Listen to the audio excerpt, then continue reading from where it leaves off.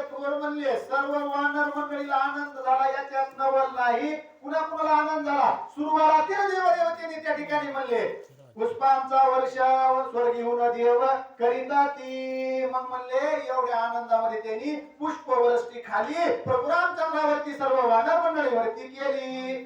जेविणीच पोदाचे माताय साधू चढे निरपेक्षताय देवी निळ प्रष्टी तत्वता सोय बैसताय सोमित्रा.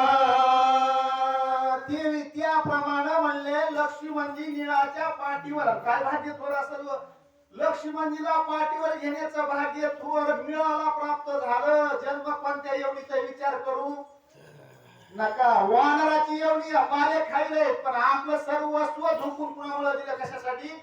देवाच्या कार्याकरता, प्रभूच्या कार्याकरता. आणि म्हणून म्हणले या ठिकाणी या निळानं काय केलं? लक्ष्मणजीला पाठीवर घेतलं महाराज. आणि घेतल्याच्या नंतर जसं म्हणले साधक अवस्थेमध्ये असताना तसा साधक काय करतो? जसा जसा त्याला पद होईल का तसा तसा तो वरच्या अवस्थेला प्राप्त होतो. त्या न्यायाप्रमाणे या ठिकाणी निळानं लक्ष्मणजीला खांद्यावरती घेतलं. श्रीराम नामाचा गजेर हर्ष करी आनंदे नाचती थोर थोरो देती उपकार हरिनामे देती उपकार हरिनामे.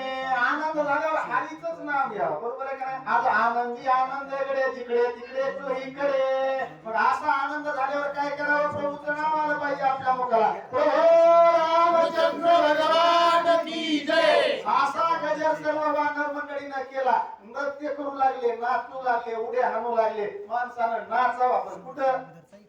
बयापा नाचावा कुठं? नाचू कीर्तनाचे रंगी ज्ञान दीप लावू जगी इथं नाचावं. बरोबर आहे का नाही? शेवट व्हावं तर कुठलं व्हावं? आमच्या बिकळ महाराज म्हणजे वरातीत नाचणारला काय कमी? नाचायच्या ठिकाणी भरपूर नाचतात ना माणसं. बरोबर आहे का नाही? पण इथं कशामुळे म्हणजे नाचू कीर्तनाचे रंगी ज्ञान दीप लावू जगी. आणि कोण कोण नाचलं? नामदेव कीर्तन करी पुढे देवनाचे पांडुरंग. नाचता नाचता देवाचा गळला पितांबर. नामदेव कीर्तन करी पुढे देवनाचे पांडुरंग. देवाला परित म्हणले सुटून हरवून जाती अशी ही जागा आहे. बरोबर आहे का नाही? काय या जागेचा महिमा. आणि गोकुळ अवतरले रामायण गोकुळ तयार केलं. दर शनिवारी भावार्थ रामायण वाचक सूचक मंडळी सर्व ज्ञानवंत गुणवंत अशा या ठिकाणी संत सज्जनाचे सर्वांचे चरण स्पर्श होऊ लागले. किती या भूमीची महती का नाही महाराज? बरोबर आहे का? कोणत्या जागेची कशामुळे महती येते? कारण संत चरणरज लागता सहज वासनेचे बीज जळून जाये. पण ही सतसंगती घडायला फार अवघड जाते. एक गरज तीन कालंदे नाचतो लंकेशी निघाला श्री रघुनाथ ओला सत्य वानरा. सर्व वानर मंडळीला उल्हास झाला माया. कुणी नाचू लागले, कुणी गर्जना करू लागले, कुणी नामस्मरण करू लागलं. दिंडीत होतं का नाही पंढरपूरला तसं? कुणी पावली खेळतय, कुणी अभंग म्हणतय. नाचत नाचत जाऊ त्याच्या गावारे. आणि देवाकडे नाचत नाचत गेलं पाहिजे. बरोबर आहे का नाही? दचकत दचकत नाही. देवाकडे मोकळ्या मनानं जायचं. बरोबर आहे का नाही? साष्टांग दंडवत तसं म्हणले प्रभू रामचंद्राला आरती नामाच्या गजरामध्ये त्या ठिकाणी म्हणले नाचत नृत्य करत करत आनंदामध्ये उड्या मारीत मारीत सर्व वानर मंडळी आणि जाऊ लागले. कोट्यान कोटी वानर बुधे निर्बुधे हिने अपार शेतो दाटला वानर भार करी सर्वजण गजर करू लागले महाराज. त्या सीतूवर अशी दाटण झाली, गर्दी झाली कोट्यानं कोटी. आणि पुढची संख्या तर भैया कुणाला सांगतात की अर्भूत खरबूत खरव निखरव आप जे हे आता 300 उजळणी पाठ व्हायला कुठं आहे? पहिलं शिक्षण राहिलं नाही. खाली आमच्या खाली डेस्क असायचा. मास्तर असा खाली हात ठेवायला लावायचा त्या डेस्कवर वरून राहता. हात बाजूला काढायचा सध्या नाही. माझ्या टायमाला एक बाबा होता जवळ यायचा आणि नाही उत्तर दिलं की आता पोटाचा पिळा घ्यायचा असा करायचा. इकडं कळली यायची पण सोडीत नव्हता.